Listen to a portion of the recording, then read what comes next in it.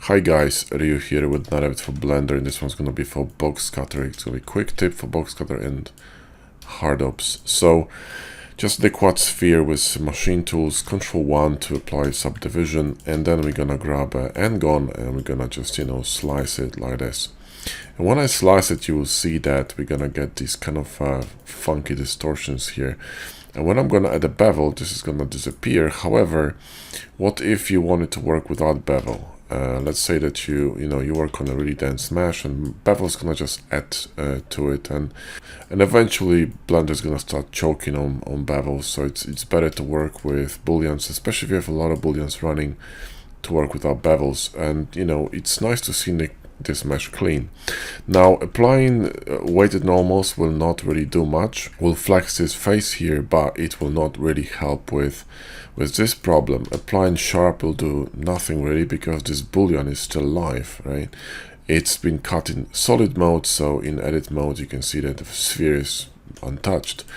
So the problem here is the level of auto smooth basically, and by default it's set to, I think, 60 normals auto smooth. There you go. It's by default is set to 60 degrees with hard ups.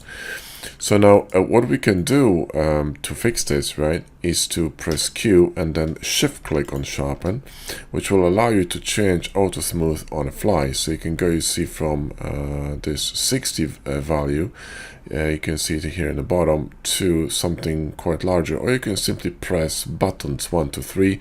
You can press 3 for 30 and simply click and you're done. And now you can keep slicing your model and whatever you want, and it will be perfectly sharp. Yeah, so this is pretty cool if you're working with without bevels, and you just want to see the shape, how it reads, without any auto smooth problems. Another tip I can give you to make this even more visible, you can use cavity. Okay, so Ctrl V and use cavity, which will make these ridges kind of a bit more readable. If you look here, it's kind of like a whitish color to it. If I remove this, it's gonna disappear, you see, so it kind of reads a bit better. And avoid using shadows, because shadows, one, it's just gonna make everything looks dark, and two, it's just Blender doesn't really handle it well. So doesn't matter what machine you're using, shadows is just avoided.